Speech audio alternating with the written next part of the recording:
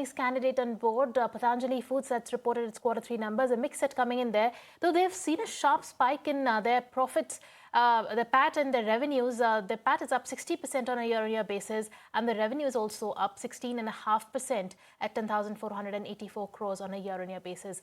But it's the EBITDA and the EBITDA margin that has been reeling under pressure, and we'll get a sense of why that is so from Sanajeev Asthana, who's the CEO of Patanjali Foods. Hi, Mr. Asthana. Thank you so much for joining us today. Mr. Asthana, firstly, there's a very marked difference in here as far as your PAT is concerned. Even the revenue is seeing an uptick. Firstly, what have been the levers for growth there? And then we'll come to the margin bit as well. So this is part of that is explained by the large income tax refund that we received.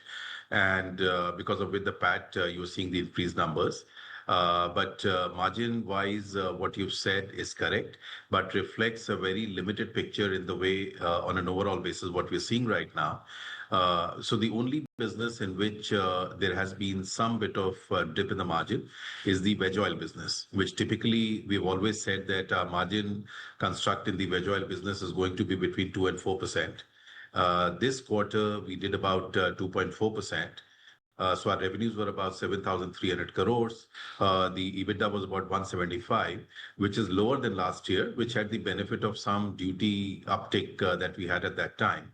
The kicker was one time.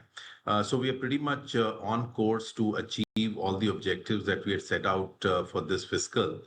And this dip in margin that is being compared to the previous quarter or to the last year, same quarter last year, I think will be recovered in pretty much in this quarter itself. Right. So what's your outlook towards the margins in that case? Do you see the margins improve in the coming quarters? So look, right now we are sitting at a margin profile, almost we are looking at about close to a level of achieving bettering the last year. We had given a guidance that our growth will be between 7 to 8% in the earnings of EBITDA. And the last quarter so far, it's very positive.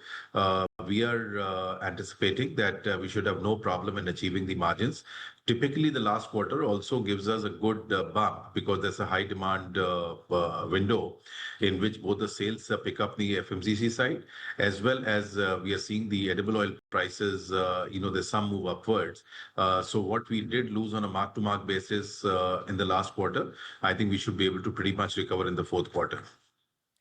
Okay, so Mr. Asthana, before we talk about the segmental performance, talk to us about the demand trends on ground. Rural demand continues to outperform. What kind of mix can be expected in the medium term? Any outlook on the urban recovery now that the GST cuts are in place?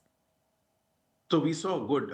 Actually, the last quarter was quite good to cover the urban part. I think the GST cuts have been very timely. So we did, witness a sharp uptick in our sales increase.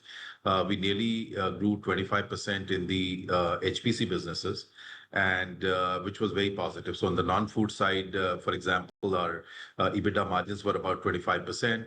Our growth in numbers of sales was also up 25%, which was way better than what we had projected. But on an annualized basis, on the HPC business that we took over from the parent last year, our target is about 15% year-on-year growth that we are expecting.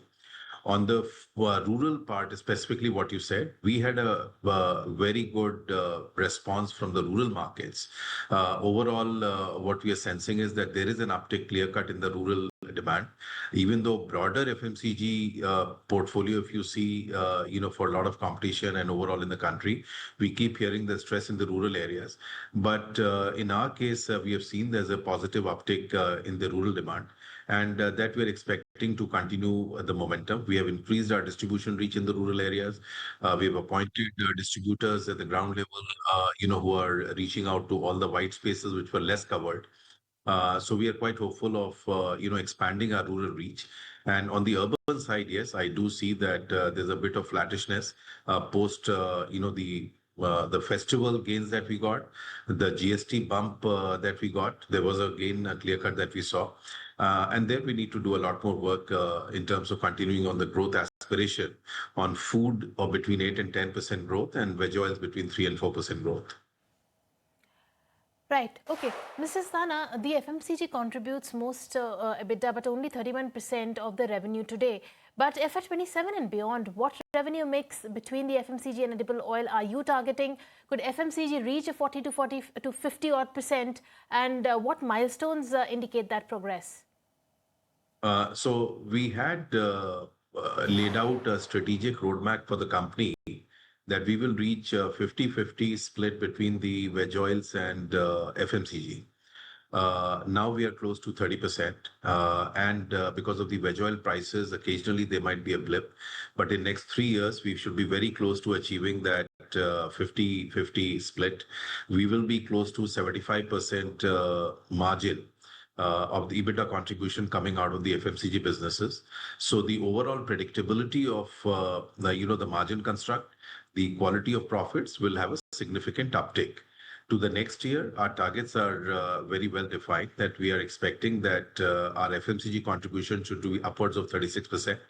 And the profit margin, the contribution to the profit should be closer to 65 to 70% range is what we expect, the business structure to be. All right, Mr. Asthana, on that note, thank you so much for joining us and weighing in on the numbers and the growth roadmap ahead. We let you go on that note, and it's time for us to slip into a short break. Don't go anywhere, we'll be right back.